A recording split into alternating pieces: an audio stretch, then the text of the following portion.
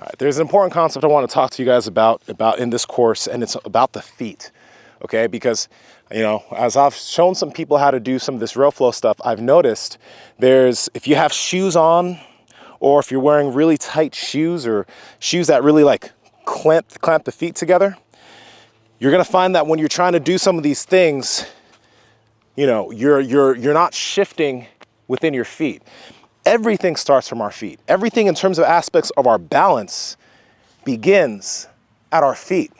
So when we're shifting our weight from side to side, like for example, let's say we're doing the race and chase and we're right here, right?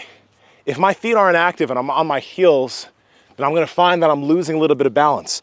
But if your feet are firmly on the ground and your weight is evenly in your feet and your feet are active, you're gonna find that now when you're shifting the weight from side to side, there's a natural shift from your left to your right foot.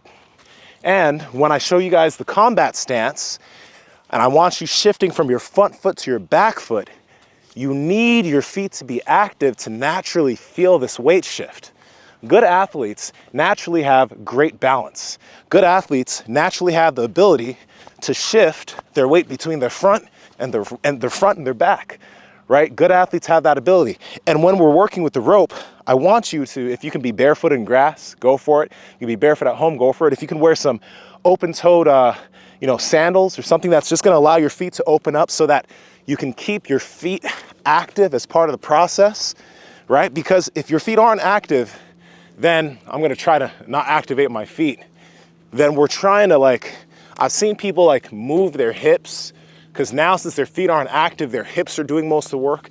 But the thing is everything as far as balance comes from your feet. In the Stronger Human Matrix, I have a full course that shows you how to strengthen your feet. So if you're interested in that, go ahead and join the Stronger Human Matrix. But fundamentally, I want your shoes off, or I want you wearing some wide toe box shoes. Ugh, there's a lot of goose here, so I just stepped in goose poop. Anyway, I want you using wide toe box shoes that are going to allow your feet to be able to move and allow you to activate your feet. You're gonna find that as your balance improves and as your foot strength improves, aspects of this practice also become easier and more natural, because you're now learning how to tap into the natural balance you have in your feet, which many people lose. And this is also a reason why many people find things in certain sports difficult, because they don't have good balance, because they have weak feet. And because of that, it makes a lot of things more difficult, because they're not tapped in to the way that we touch, the way that our first impact with the ground, our first balance aspect.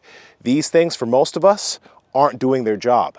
So pay attention to your feet. And when I'm telling you in some of these videos to flow with the rope and move with the weight of the rope, it starts with your feet.